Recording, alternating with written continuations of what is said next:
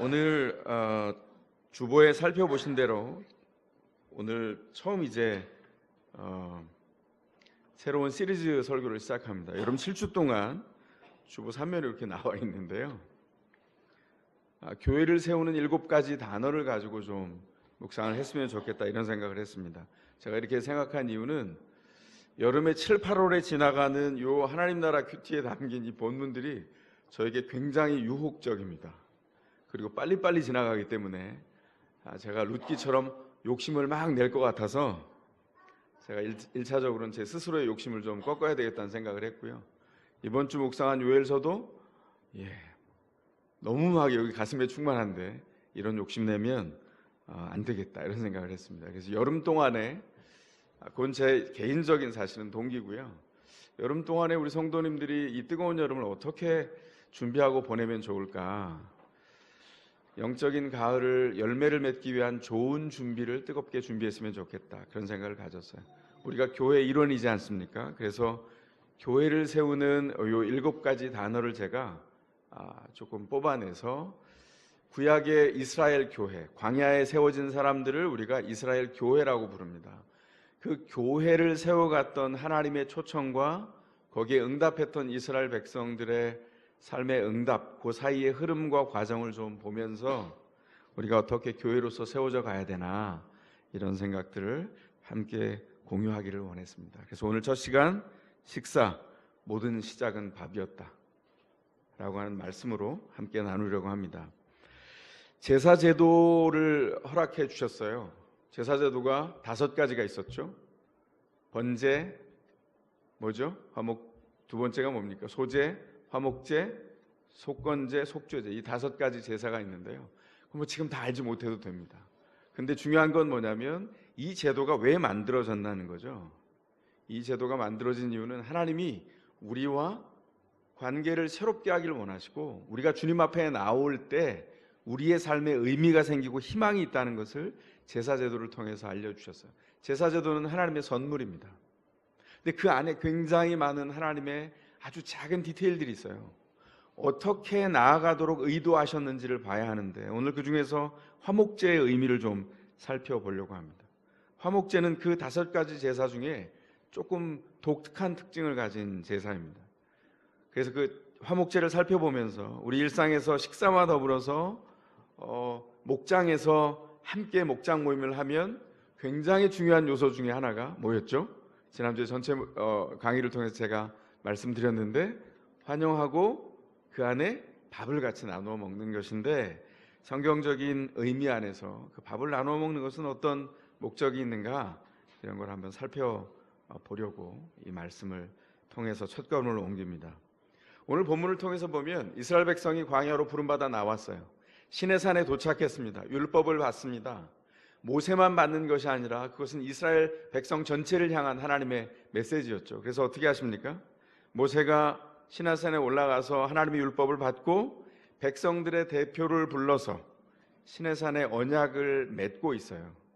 그래서 오늘 본문을 통해서 보면 구약의 이스라엘 교회가 이렇게 세워지고 있구나. 그 첫 과정을 우리가 이 본문을 통해서 봅니다. 이스라엘 교회가 언약을 맺는 이 과정을 통해서 제사를 드림으로 예배를 드리는 과정을 진행함으로 하나님께서 허락하신 중요한 부르심 안에서 자기의 정체성을 세워가는 그런 과정이 여기 나와 있습니다. 나는 너희와 새로운 관계로 만나기를 원한다. 이게 제사였고 오늘날로 하면 바로 이 예배입니다. 이 언약을 맺는 제사를 실행하는 이 과정이 진행됨을 통해서 하나님의 말씀을 받고 선물을 받고 거기에 반응함을 통해서 이스라엘 백성들은 점점 저 거룩을 알아가고 거룩에 동참해가고 하나님을 더욱 알아가는 과정을 거치게 되죠. 그래서 오늘 본문에 나와 있는 이 과정들을 제가 한번 빠르게 요약해 보겠습니다. 과정은 이렇게 진행이 됐죠. 먼저 하나님의 모든 말씀을 기록하고 제단을 쌓은 다음에 12지파가 부름받아 나왔어요. 12지파를 따라서 12기둥을 세웠습니다. 하나님께서 임재하셔서 그들을 한 사람도 빠짐없이 복주시겠다는 것이죠. 그리고 모세가 젊은이들을 명해서 숫송아지를 잡아오게 했습니다. 그리고 번제를 올리고 화목제를 드리게 했죠. 모세가 제단에 피를 뿌리면 이스라엘 백성들의 죄가 용서되었다는 것이 선언됐습니다. 아, 우리의 죄가 용서되었구나. 그걸 알게 됐어요. 그리고 모세가 언약책을 들고 낭독을 하면 백성들이 격정적으로 반응을 했습니다. 뭐라고 반응했죠? 7절에 보면 모든 말씀을 지키겠습니다. 백성들이 우렁차게 반응했어요. 이유가 무엇입니까? 하나님의 약속하신 그 언약이 내 삶의 이제 중심입니다. 그 언약에 닻을 내리겠습니다. 이렇게 말하는 거예요. 그리고 모세가 피를 가져다가 백성에게 뿌리면서 얘기합니다. 이것은 모든 말씀을 따라 당신들을 세우신 언약의 피입니다. 그리고 백성들의 얼굴에 피가 뿌려지고 그 의복에 옷에 피가 뿌려졌습니다. 피가 뿌려질 때 하나님과 이스라엘 교회 사이에 화목이 이루어졌고 진정한 코이노니아, 친교가 상호간에 이루어지는 것을 경험했죠. 그래서 그 피를 뭐라고 하냐면 언약의 피라고 한다는 것입니다. 시내산에서 언약을 맺는 동안에 번제와 화목제가 동시에 드려지고 모두 피가 뿌려지고, 번제 때에는 피가 절반의 피가 제단에 뿌려지고 절반을 그릇에 담았는데 화목제 때는 피가 백성들에게 뿌려졌습니다. 이런 상상 해보셨어요? 지금 우리가 그 제사의 자리에 동참을 하고 있다고 한번 상상해 보십시오. 제단에 피가 뿌려집니다. 제단이 온통 피로 붉게 물듭니다. 사람들이 그걸 보고 있어요. 저희도 거기 동참하고 있습니다. 피가 담겨있는 그릇이 있고 이제는 화목제를 통해서 그 붉은 피가 우리 얼굴에, 우리 옷에 뿌려져서 붉게 물들고, 그리고 그 피 비린내가 온 공간에 진동하고 있습니다. 이런 상상 안 해보셨죠? 그들이 그렇게 생생하게 경험했다고요. 이 오감을 통해서 머리로부터 온 몸이 전혀 잊을 수 없는, 코에 이목구비, 촉 다 동원해서 오감이 활짝 열려서 기억할 수밖에 없는, 전혀 잊을 수 없는 이런 방식으로 왜 하나님께서 이스라엘 백성에게 경험하도록 했을까요? 왜냐하면 하나님의 은혜와 하나님의 언약을 통해서 새롭게 맺어진 하나님과의 관계가 새로운 이웃들, 화목제를 통해서는 함께 그 피로 물들게 된 옆에 이웃들과 영적인 식구가 됐다는 것을, 언약 속에서 새로운 연결된 삶이 있다는 것을 알게 하기를 원하셨다는 것이죠. 그래서 모세는 아론과 나답과 아비후, 아론은 대제사장이고 나답과 아비후는 그 아들들이죠. 그리고 장로 70명과 함께 시내산에 올라갑니다. 그리고 어떻게 합니까? 그들이 직접 봤어요. 시내산에서 하나님이 임재하셨을 때 어떤 일이 벌어지는지. 발 아래가 청옥 같았다 그랬어요. 아주 붉은, 그 푸른 에메랄드빛, 정말 너무나 청량한 것이 발밑에 깔려 있는데, 중요한 것은 이거죠. 거긴 하늘이 아니라 땅이었어요. 근데 뭐라고 기록하고 있어요? 그 맑기가 하늘과 같았다, 이렇게 말합니다. 하늘이 아니라 땅인데, 신의 산인데 그렇게 경험했습니다. 하나님의 임재 안에 설 때 하늘에 있는 것 같았다, 이렇게 표현하는 거예요. 10절에서. 이게 중요합니다. 나중에 우리의 식사와 우리의 삶과 연결된 중요성이 여기 있어요. 그리고 그들이 뭐라고 말하냐면 11절에서 그들이 거기서 하나님을 친히 뵙고, 하나님이 이렇게 식탁에 앞에 앉은 듯이 앉아 계셨다는 거예요. 친히 뵙고 먹고 마셨습니다, 이렇게 기록하고 있습니다. 그래서 오늘 본문이 여기서 끝나요. 자, 그러면 11절의 말씀이 이렇게 제사가 쭉 진행되는 속에서 먹고 마셨다, 이렇게 말하는데 의문이 생기지 않습니까? 제가 질문을 던집니다. 이건 식사입니까? 제사입니까? 식사입니까? 예배입니까? 희한하죠? 이 대답이 우리 교회를 세우는 첫 단어인 신자가 밥을 먹는 의미를 규정해 줄 겁니다. 먼저 답을 말씀드리면 이것은 식사이자 예배였다는 거예요. 단지 식사만도 아니고 단지 예배만도 아닌 식사이자 예배였다는 것이죠. 뭐 이렇게 희한한 게 있습니까? 이게 하나님의 의도입니다. 이게 화목제예요. 그렇다면 오늘 우리가 세 가지를 통해서 한번 나눠보겠습니다. 화목제가 의미하는 것이 무엇입니까? 그 첫 번째는, 화목제는 오직 하나님만이 죄를 용서하시고 우리를 화목하게 하셨다는 것을 깨닫게 합니다. 백성들은 이 진행 과정에 참여하면서 자신의 온 생애가 하나님의 통치와 은혜 안으로 초청받았다는 것을 분명히 알고 걸음을 옮겨요. 그리고 마음이 의식이 진행됩니다. 아, 내가 하나님의 사람이구나. 이전과 다른 삶을 살도록 초청받았구나. 은혜 속에서만 새로워지는구나. 이걸 제사 안에서, 그 예배 안에서 발견하게 된다는 것이죠. 두 번째로 화목제는 이웃들과 함께 하는 식사를 통해서 완성돼요. 화목제는 번제와 다릅니다. 번제는 어떻게 하죠? 다 태워서 드리는 제사예요. 번제는 제물을 다 태워서 드리면서 내가 주님 앞에 온전히 생애를 드리겠습니다. 이것이 메시지라면, 화목제는 대부분의 제물을 물려나오게 합니다. 기름과 내장에 붙은 기름, 이런 것들을 다 태우고, 그리고 제사의 방식이 여러 가지가 있습니다만 크게 나누면 두 가지로, 들어올리는 제사, 거제라고 하죠. 앞뒤로 흔드는 요제라고 하는 그 제사장들의 제사 방식을 지난 다음에 제사장들의 몫인 뒷다리 정도를 떼어가면 나머지 온전한 것들이 다 백성들에게 물려 나오는 것이죠. 그 백성들이 어떻게 했습니까?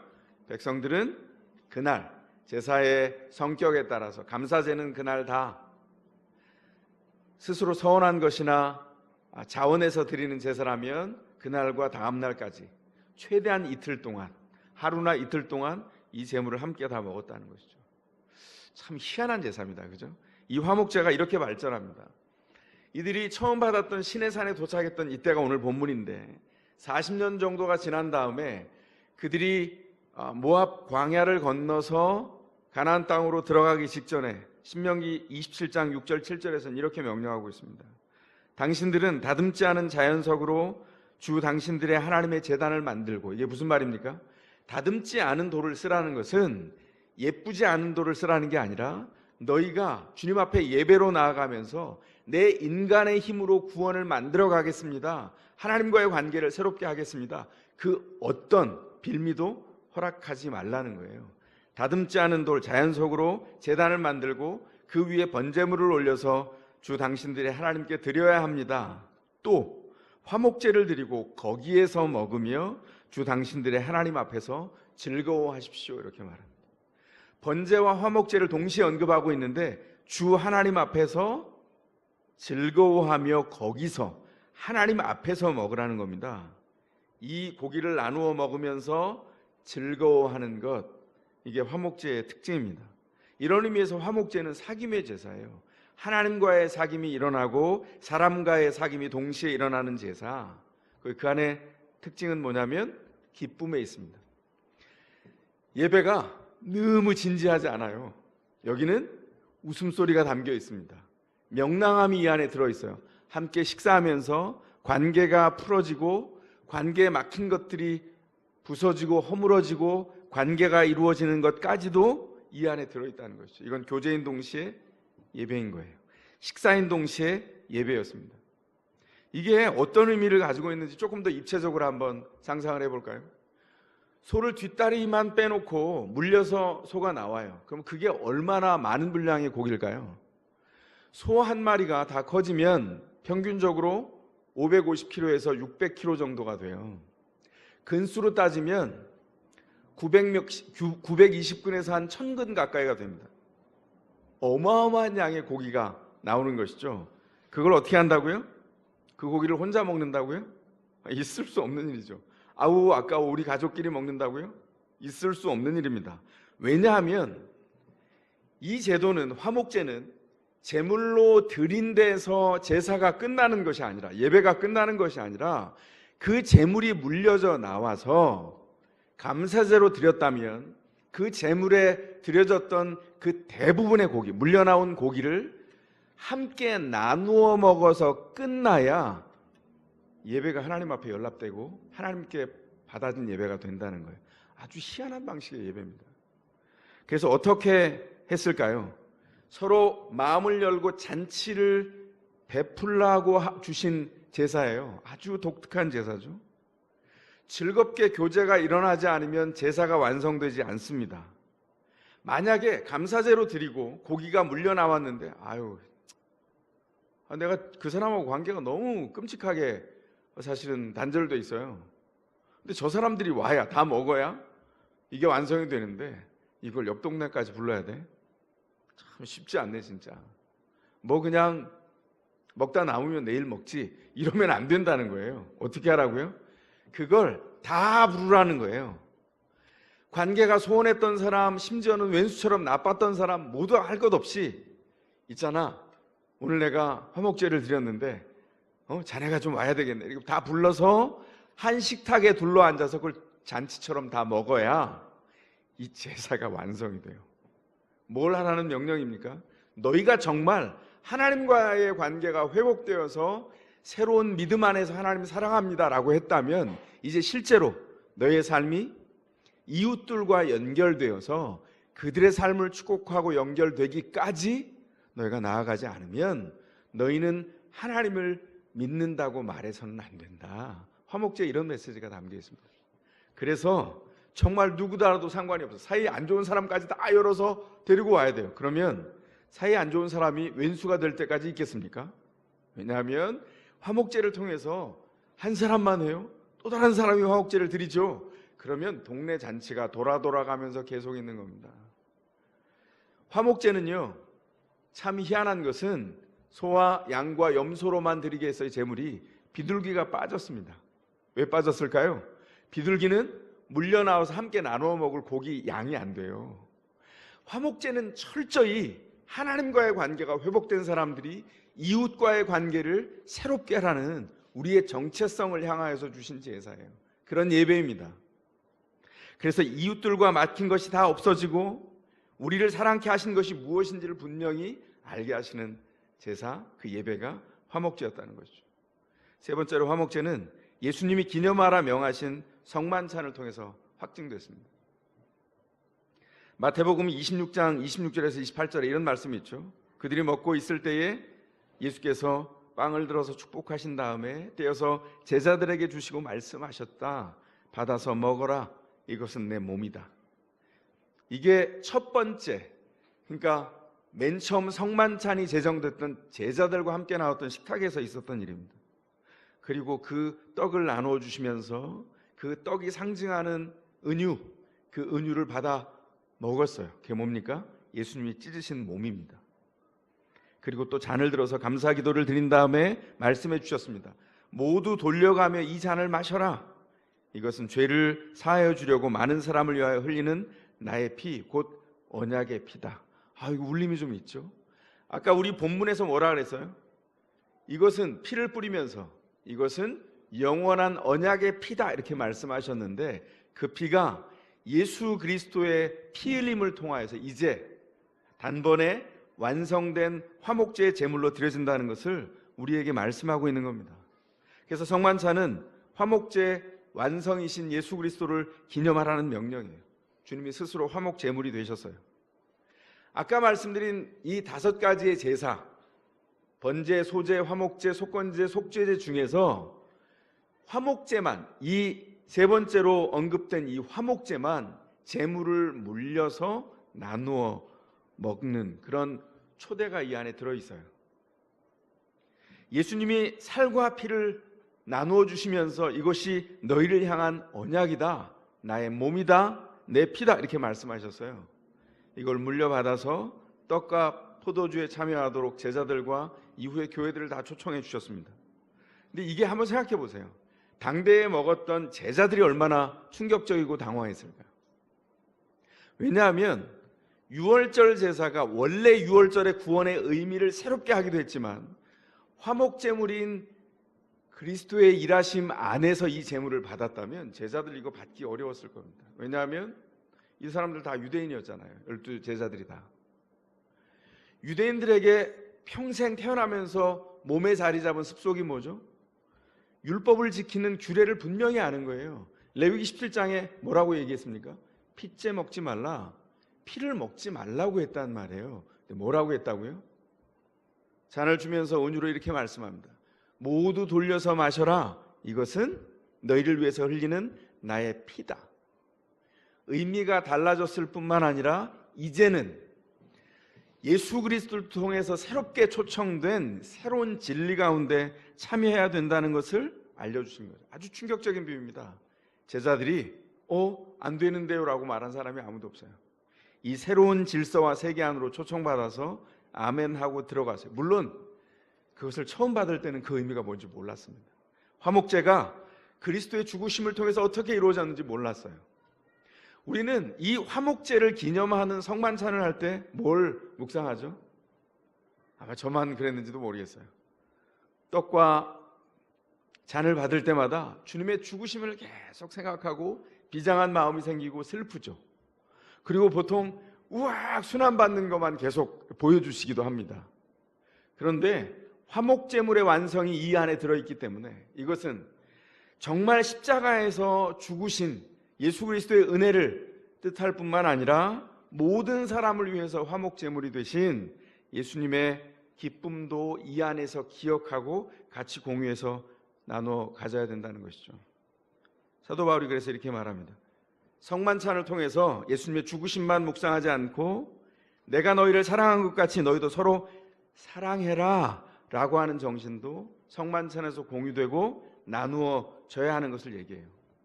지금은 성만찬이 신자들의 식사와 구별돼서 예배 안에 지금 정착되어 있어요. 중세까지만 해도 성만찬이 이렇게 저렇게 왔다 갔다 했는데요, 종교개혁의 가장 중요한 특징 중에 하나가 뭐냐면 성만찬을 모든 성도가 함께 하는 겁니다. 그 전까지 어떻게 했을까요? 사제가 거기 지성소도 아닌데 일반 캐톨릭식 용어로 일반 성도들은 지나갈 수 없는 제단이 있죠. 얼터가 있어요. 거긴 사제들만 서 있을 수 있어요. 거기서 성만찬을 할 때 떡만 나눠줍니다. 포도주는 같이 나눠 마시지 않았어요. 그거는 사제들만 나눠 먹었습니다. 성도들은 지켜보기만 했어요. 왜 그랬을까요? 왜냐하면 잘못하다가 자칫 그 피가 이런 데 떨어지거나 옷깃에 묻거나 이러면 완성되지 않는다고 생각했어요. 그래서 성도들은 우매하고 실수가 많으니 우리끼리 먹자 이렇게 제정했습니다. 제가 너무 쉽게 좀 단순화했지 제가 폄훼하려고 한 건 아닙니다. 근데 그 일은 사실 일어났었으니까. 말씀을 회복하는 종교개혁자들이 새로 회복하면서 성만찬을 어떻게 회복했냐면 모두의 것으로 회복했어요. 그래서 종교개혁자들은 매주 성찬을 베풀기를 원했습니다. 왜냐하면 이것이 우리 안에 굉장히 중요한 의미이기 때문에. 근데 우리는 더샘물교회는 지금 가정교회를 하면서 목장마다 식사를 합니다. 저는 그 식사를 하는 현장이 성만찬에 연장된 굉장히 중요한 의미가 있다고 생각합니다. 고린도전서 11장에 보면 고린도 교회가 식사를 어떻게 했는지가 보여져요. 여기는 성만찬과 애찬의 구별이 없습니다. 그러니까 다시 말해서 초대교회가 성찬을 식사 안으로 완전히 반영해서 함께 했다는 것을 여기서 볼 수 있어요. 근데 문제가 있었죠. 뭡니까? 11장에 보면 성만찬을 하는데 문제가 생겼어요. 어떤 문제가 생겼습니까? 이들이 하나님의 의도대로 먹고 마시지 않았다는 것이죠. 그래서 어떤 일이 생겼냐면 몸을 분별 없이 먹고 마시는 사람들이 있어서 그들에게 심판이 내릴 수 있습니다. 그것 때문에 어떤 사람은 몸이 약해졌고 어떤 사람은 병든 사람이 있고 죽은 사람도 적지 않습니다. 놀랍지 않습니까? 어떤 일이 벌어졌기 때문에 이런 말을 할까요? 어떤 일이 벌어졌냐면 고린도 교회가 고린도라고 하는 당대 로마 시대 화려한 도시에 있잖아요. 고린도에는 어떤 문화 습속이 그 당대에 존재했냐면 굉장히 발달한 도시예요. 그래서 물산도 많았고 풍부한 도시였습니다. 그래서 모이면 사람들이 일반적으로 사교를 할 때 부유한 사람이 큰 집에 초청해서 모입니다. 그러면 좀 괜찮은 귀족에 속하는 사람들이 큰 방에 모여서 화려한 방에 모여서 자기들끼리 교제를 하고 그 방을 트리클리니움이라고 했거든요. 그리고 조금 등급이 떨어진다고 생각하는 사람들, 그 왜 초청했는지 모르겠어요. 우리 시각으로는. 근데 그때는 그렇게 초청했어요. 그 사람들은 아트리움에 보내놓고 그들은 빵도 질이 좀 낮은 것, 포도주도 질이 좀 낮은 걸 보내서 교제하게 했어요. 근데 이 습속이 교회 안에 그대로 들어오는 겁니다. 그래서 역사를 통해서 보면 초대교회에서 가정들에 모일 때 조금 더 부유한 곳에서 모이는 일들이 있었어요. 특별히 고린도에서. 그래서 일반 사회에서 했던 습속이 그대로 자리 잡아서 먼저 온 사람들이 그 트리클리니움에서 자기들끼리 화려한 만찬을 먼저 하고 가난한 사람들이 일을 하고 늦게 올 때 그들은 아트리움에서 먹으면서 트리클리니움에서 있던 사람들이 그걸 멀리서 바라보고 관조했다는 것이죠. 공동체가 이미 깨진 겁니다. 사도 바울이 대노했어요. 그래서 너희 중에 병든 자가 있다. 그래도 다시 보는데 충격적이지 않습니까? 왜 이렇게 심각하게 진노했을까요? 왜냐하면 바로 이것입니다. 주님께서 화목제의 기능을 그 성만찬 안에 두셨기 때문에 우리의 화목제물이 되신 주님을 통하여서 우리가 그것을 기억하고 기념함으로 한 형제가 되고 한 식구가 되는데 이 사람들은 이미 실패했어요. 등급을 나눴거든요. 사도 바울이 갈라디아서 3장에서 뭐라 그랬습니까? 유대인이나 그리스 사람이나 남자나 여자나 주인이나 종이나 다 구별이 없이 하나다 이렇게 말씀하셨죠. 구분이 없어졌어요. 그리스도 안에서 화목제물을 통해서 모두가 평면으로 만납니다. 계급과 높낮이가 없어요. 복음 안에서 다 하나인데 이들이 그걸 현저하게 깬 거죠. 가난한 사람들이 왔는데요, 주님의 만찬에 들어올 음식이 남아있지 않거나 너무 질라진 음식이 제공되는 거예요. 사람들이 아픔을 가지고 이게 교회인가? 이렇게 생각하는 일들이 벌어졌다는 것이죠. 그래서 이 해결을 이렇게 합니다. 넉자입니다. 제가 묵상할 때 넉자인데 여기 지금 고린도전서 11장 33절 34절에 나와 있어요. 서로 기다리십시오. 기다리라. 넉자죠. 그죠? 그리고 두 번째, 그래도 못 기다리겠어. 너무 배고파요. 그러면 먹고 와라. 미리 밥을 조금 먹고 오래요. 기가 막히지 않습니까? 뭐 때문에 이렇게 번거로운 이 일들을 할까요? 이유는 너희가 모인 것은 돼지처럼 먹기 위해서가 아니라 하나님의 목적을 행하신 하나님의 구원을 입은 성도들이 서로 연결되기 위함이다. 그리스도께 구원을 입었다는 것은 어떤 뜻입니까? 우리의 삶이 성례전이 담긴 삶이란 뜻이에요. 주님께서 그 살과 피를 통해서 우리를 구원하셨을 때 우리 안에는 뭐가 담겼냐면 그리스도의 성례가 이 안에 담겼어요. 그래서 고린도 교회를 향해서 바울이 뭐라 그럽니까? 너희 몸이 그리스도의 전이다 이렇게 말씀하시잖아요. 우리의 몸이, 우리의 육체가 그리스도가 담겨있는 성전이라고 말해요. 뭐 이렇게 엄청난 무거운 은혜를 주십니까? 왜냐하면 주님이 화목제를 통해서 우리가 회복됐고 우리 회복된 관계는 나 혼자 홀로 잘 살아서 끝나지 않고 연결되어서 누군가를 세워야 기쁨이 생기고 의미가 생긴다는 거예요. 그래서 밥을 먹는 것은 너무나 중요합니다. 함께 있어서 홀로 부름받지 않고 함께 있어서 부름받은 영광을 철저하게 화목제를 기념하는 성만찬을 통해서 기억을 나누어 가지는 공동상속자가 된 거예요. 우리 공동상속자입니다. 어떻게 오늘 공동 CEO 창립총회를 여기서 해볼까요? 주님 안에서 우리 다 공동 CEO들이에요. 주님이 우리를 그렇게 부르셨다고요. 긍지가 있지 않습니까? 밥을 어떻게 먹어야 될까요? 이 밥은 그래서 의미가 달라집니다. 그래서 더샘물교회 목장에서 나누어 먹는 이 밥의 의미가 바로 이렇게 연결되어 있다는 것을 분명히 기억하고 먹고 주님 앞에서 즐거워해야 한다고 주님이 우리에게 명령하고 있어요. 제가 지난 금요일 날, 제가 목요일 날은 가정에서 모이는 목장 모임 탐방이 아니어서 조금 아쉬웠어요. 그런데 아마 그 다음에 가정에서 모일 때 저를 또 초청해 주시지 않을까 기대하고 있습니다. 근데 지난 금요일 날은 가정에서 모이는 목장에 방문을 했습니다. 참 좋았습니다. 왜냐하면 들어가는데 목자님이 밝은 얼굴로 두 분이 맞이해 주시는데 그게 참 기분이 좋았고요. 목원들이 참 행복하겠다 이렇게 얼굴을 이렇게 살펴봤는데 너무 좋아하시더라고요. 목원들이 굉장히 따뜻한 말들로 서로 교감했습니다. 그리고 목자님 한 분이 이렇게 시간을 보시더니 너무 자연스러웠어요. 아마 다른 때는 다른 분에게 이렇게 식사 기도를 해달라고 권면을 하시거나 목자님이 직접 하시나 봐요. 그런데 그날은 제 아내에게 이렇게 사전에 어떤 일도 얘기하지 않았지만 이렇게 부드럽게 권유하셨고 제 아내가 식사 기도를 하고 밥을 맛있게 나누어 먹었습니다. 정말 하나하나 맛있게 입속에 있는 이 촉감과 이 질감과 그 맛을 즐기면서 정말 맛있게 대화하면서 음식을 나눴어요. 웃음이 끊이지 않았습니다. 저는 밥이 마음이라고 생각하거든요. 근데 마음이 이렇게 공유되는 것 같아서 참 기분이 좋았습니다. 아주 정말 그 달게 먹었어요. 식사가 자연스럽게 끝나가니까 목원분들이 진짜 연습한 것처럼, 가정에서 처음 모이는 건데 보니까 연습한 것처럼 다 앉아 계시고, 목자님이 이렇게 한마디를 하셨더니 다 앉아 계시래요. 그러면서 자, 접시를 옆쪽으로 주십시오 이렇게 쫙 해가지고 순식간에 상이 다 정리가 끝났어요. 근데 참 희한한 것은 큰 테이블이 2개가 있었습니다. 그래서 아니 이런 테이블을 언제, 그랬더니 막 웃으시면서 그러더라고요.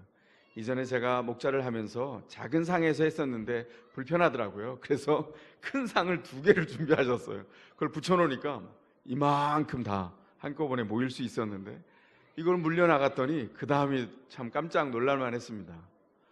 목원 우리 집사님 한 분이 슬그머니 꺼내셨는데 키보드를 가져오셨어요. 목자님에게 말씀 안 하셨는데, 그러나 그게 있으니까 너무, 그분의 은사는 음악을 하는 거여서 키보드를 올려놓고, 그리고 그분의 인도를 통해서 찬양을 한 3곡 정도를 이렇게 불렀는데, 그 한 곡 한 곡을 가사를 짚을 때마다, 찬미를 드릴 때마다 하나님이 이곳에 임재하셨구나, 그 감사함이 있었어요. 물론 그런 때는 어떻게 했냐면, 더워도 이웃들에게 피해가 안 갈까봐 안 가게 하려고 문을 닫고 3곡을 부르는 동안엔 약간의 더위를 참아가면서 찬송을 드렸죠. 너무 감사했어요. 끝날 때마다 아멘, 주님 앞에 드리는 교감이 있었고, 성도들이 서로 너무나 기가 막힌 찬미를 불렀습니다. 다시 문을 열고, 그리고는 뭐가 또 나눠졌는데 보니까 목자님이 이미 주중에 부탁을 하셨더라고요. 목원 한 분에게 목사님의 설교를 요약하십시오. 그래가지고 A4 용지로 설교를 요약해서 3장이에요. 이렇게 길게. 그랬더니 목자님이 원칙은 한 장에 하는 겁니다 이렇게 말씀하시더라고요. 그랬더니 첫 장에 다 요약을 하시고, 이 요약된 것이 근데 하신 말씀 중에 조금 더 궁금한 게 있는데요, 그럼 풀 버전은 뒤에 있습니다. 2장으로 또 요약을 하셨어요. 그렇게 요약하는 목원분들은 흔하진 않을 거라 생각이 되는데, 감사했던 건 그걸 앞에 놓고 한 분 한 분이 지난주에 말씀을 통해서 한 주간 동안 역사하셨던 하나님에 대해서 쭉 말씀을 나눴습니다. 말씀을 중심으로 삶을 나누고, 그 삶이 쭉 나눠진 다음에 기도 제목들을 나누어 가졌어요. 너무 감사했습니다. 그리고 마무리 기도는 보통 목자님이 하시는데 제가 참여했으니까 저에게 말씀하시더라고요. 그래서 전체가 다 기도하신 다음에 제가 마무리 기도를 하고 모임은 마쳐졌어요. 이게 너무 짧지도 않고, 그러나 약간 길게 보일 수 있었지만 그리 길지도 않은 모임을 조절하시더라고요. 자, 모임은, 우리 목장의 모임은 이만큼입니다 이렇게 말씀하시고, 더 말씀하실 수 있는 분이 절제하기도 하고 또 내어놓기도 하고, 이런 굉장히 보이지 않는 질서가 오가면서 목장 모임이 다 진행이 됐어요. 근데 제가 감사했던 건, 지난주에 전체 강의를 하면서 말씀드렸던 목장 모임의 정석대로 하셨더라고요. 그런데 목자님이 제가 강의를 해서 하신 게 아니라 이미 몸에 배워서 이전의 목장을 통해서, 목자님을 통해서 배웠던 것을 익혀서 그대로 하시는데 너무 자연스러웠어요. 누구도 사실은 엇나가거나 상처받지 않고 너무 자연스럽게 이렇게 부드럽게 안내하시면서 전체 모임이 진행이 됐는데, 끝나고 제가 우리 성도님들 얼굴을 다 이렇게 살펴봤어요. 기도 제목을 나누어 갖고 아직 문제가 해결된 건 아니고 끙끙거리는 문제도 그대로 있는데 너무나 기쁨을 가지고 일어서시더라고요. 이유가 뭘까요?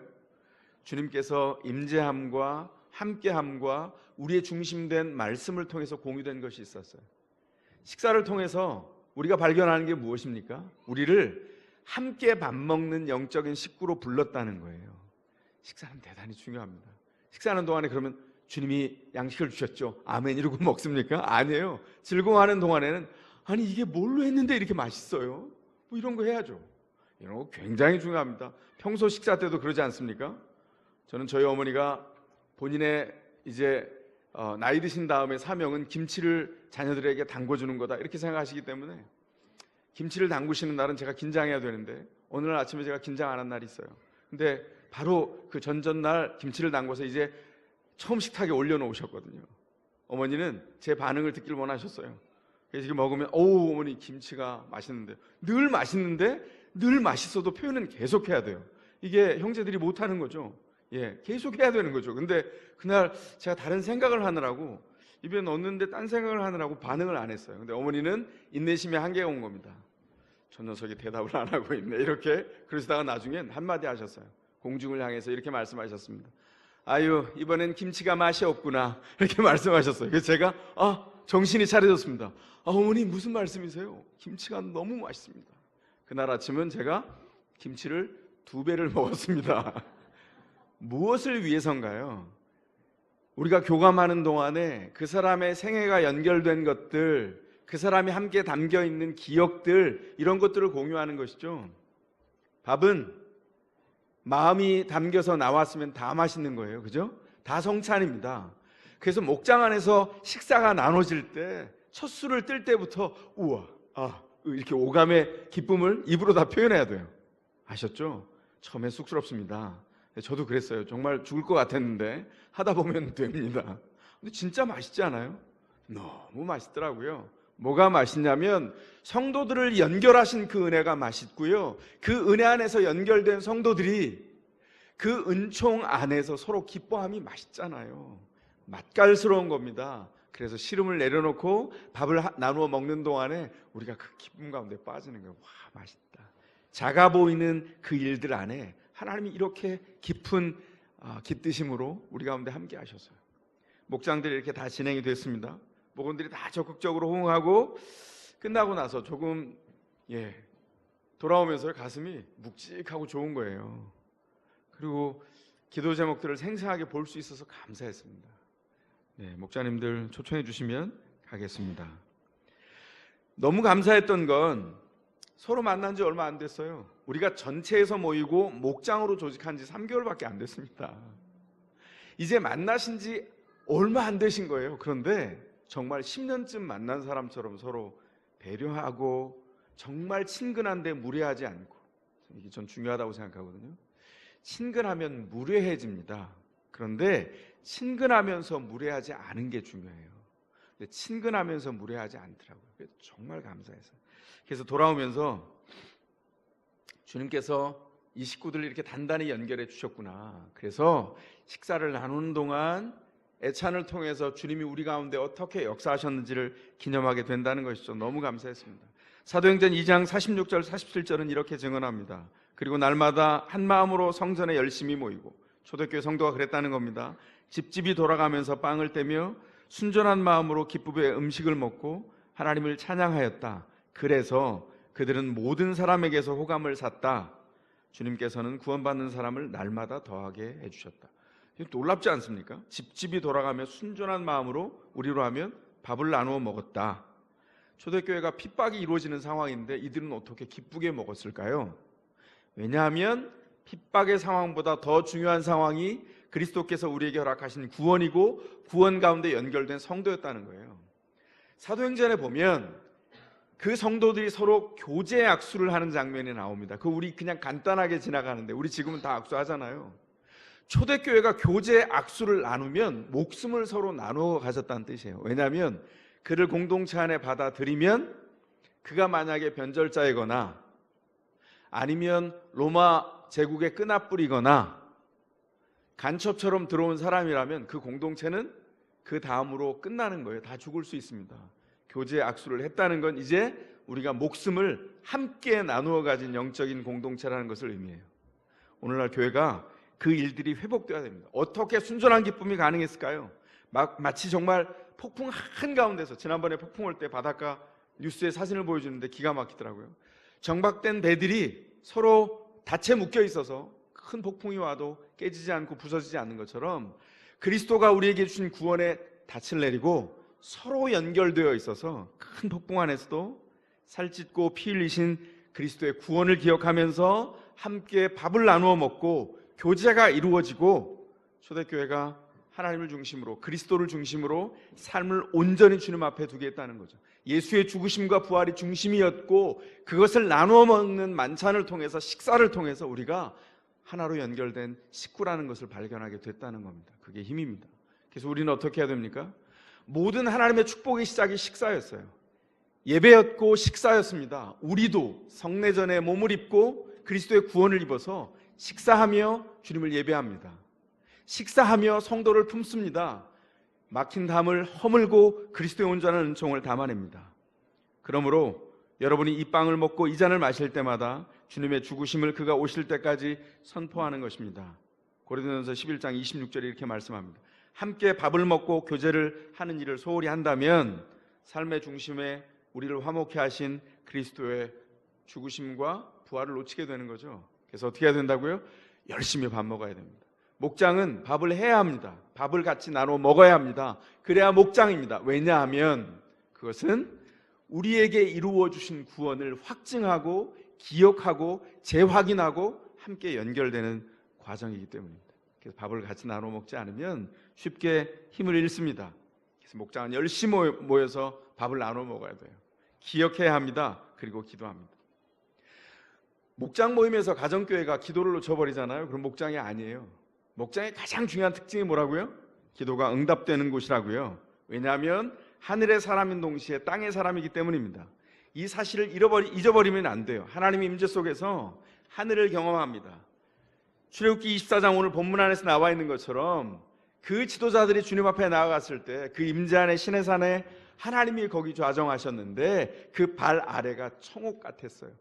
에메랄드빛처럼 영롱한 푸른빛이 돌았어요. 근데 거기는 하늘이 아니라 땅이었다고요. 뭘 의미한다고요? 주님께서 목장 모임을 통해서 목장 모임이 하나님의 임재를 경험하는 하늘이자 땅인 놀라운 장소라는 것을 경험케 하시는 거죠. 신자가 부름받아서 어딜 삽니까? 하늘이자 곧 땅인 곳을 살아요. 우리가 하나님의 임재가 있어서 우리가 사는 땅이 정말 힘들고 어려운 문제에 부딪혀도 하늘에 삽니다. 우리의 발밑이 에메랄드빛 영롱함이 돌아요. 어떻게 되었을 때, 눈을 떴을 때 주님이 우리의 삶 가운데 임재하셨구나, 우리 공동체 안에 임재하셨구나, 그 연결된 동안 하늘을 여기서 맞이합니다. 뭐죠? 우리의 현장 안에서 주님께서 일하십니다. 이 땅에서 분투하지만 이 땅에 하나님 나라가 이루어지도록 우리를 부르셨다는 것을 확인하고 그 현장을 걸어가요. 그래서 굉장히 하찮아 보이는 부분, 그 일상의 부분, 영적인 가치라고는 요즘 애들 말로 일도 없어 보이는 그런 현장을 뭘로 채운다고요? 밥을 함께 먹으면서 하나님의 창조 질서와 구원의 의미를 발견하고 구원하신 주님을 기억한다는 것이죠. 기억하며 함께 밥을 먹는 겁니다. 거기서 하나님이 우리를 부르신 정체성이 발견되기 때문이죠. 노숙자를 섬기는 한 공동체의 식기도가 제가 오래전부터 마음에 확 와닿는 내용들이 있어서 제가 여러분에게 소개하려고 합니다. 밥 먹을 때마다 이런 기도를 기도문으로 드립니다. 이 땅에 밥으로 오셔서 우리의 밥이 되어 우리를 살리신 예수 그리스도를 본받아 우리도 이 밥 먹고 세상의 밥이 되어 다양성 안에서 일치를 추구하는 삶을 살겠습니다. 밥상을 베푸신 하나님의 은혜에 감사드리며 맑은 마음, 밝은 얼굴, 바른 믿음, 바른 삶으로 이웃을 살리는 삶이기를 다짐하며 감사의 밥을 먹겠습니다. 아멘이죠. 우리의 삶의 현장을 그렇게 부르셨다는 겁니다. 여러분, 우리는 예수라고 하는 생명의 밥을 먹었어요. 그래서 어떻게 하라고요? 그 예수라고 하는 그 밥을 생명의 중심에 두고 밥을 나누어 먹을 때마다 그분을 기억하고 이웃에게 생명의 밥이 되라고요. 어떻게 하면 우리의 생애가 이웃의 맛있는 밥이 될까요? 주님이 이렇게 계획하셨어요. 네가 이웃을 향한 잔치다. 네가 이웃을 향한 밥이다. 이렇게 말씀하셨어요. 밥을 제공해 주셔야죠. 저는 오래전에 김치라고 생각했어요. 주님이 자꾸 권한 주셔서 주님 이러시기에 하요 그랬더니 내가 너를 사랑한다. 예, 그건 알지요. 그러니까 훈련 받아야지. 어떻게 하려고요? 소금 이불을 막 덮는 것 같아요. 그래서 왜 이러세요? 그랬더니 네가 배추다. 네가 맛있게 절궈줘야 김치가 되잖니. 너를 김치 담궈서 성도들에게 나눠줄란다. 저는 이러는데 우르르 이렇게 해가지고 제가 담궜다가 일어나서 잔치가 되더라고요. 감사했어요. 주님이 우리를 홀로 선 사람으로 부르지 않으시고 모든 사람과 연결되도록 부르셨어요. 어떻게 한다고요? 우리가 우리의 밥이 된 그리스도를 붙들고 우리도 누군가의 밥이 되는 겁니다. 헨리 8세 때에 만들어진 잉글랜드 기도서가 있어요. 거기 식사 기도가 기가 막힌 기도가 있습니다. 이 기도를 함께 나누고 마치려고 합니다. 주 예수 그리스도여, 당신이 없으면 달콤한 것도 맛있는 것도 없습니다. 우리의 음식을 축복하시고 우리와 함께 하셔서 우리 마음을 기쁘게 하소서. 우리가 먹고 마실 때마다 당신의 선하심을 맛보고 당신에게 영광과 영예를 돌리게 하여 주소서. 예수님의 이름으로 기도합니다. 아멘.